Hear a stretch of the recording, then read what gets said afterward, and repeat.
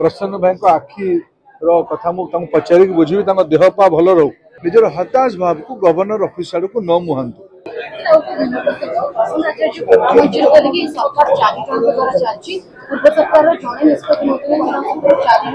तो प्रजातंत्र भल जिनस ना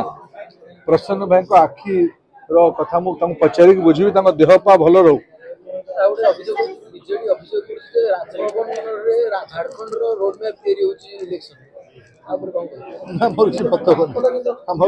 गवर्नर ऑफिस टी बड़ मर्यादा संपन्न ऑफिस तेणु जिते किसी लोक मन भर हताश भाव आसी जो माने अगणतांत्रिक जो माने पराजय को केबे सहजरे स्वीकार करूना ओडिया लोक तो ही निष्पत्ति नेले से निष्पत्ति को 5 वर्ष मुंडपाती स्वीकार करने कथा विरोधी दलर बड़ दायित्व अच्छी सरकार भूल त्रुटि को लोकलोचन को आनिमार दायित्व अच्छी किंतु निजर हताश भाव को गवर्नर ऑफिस आड़ को न मुहांतु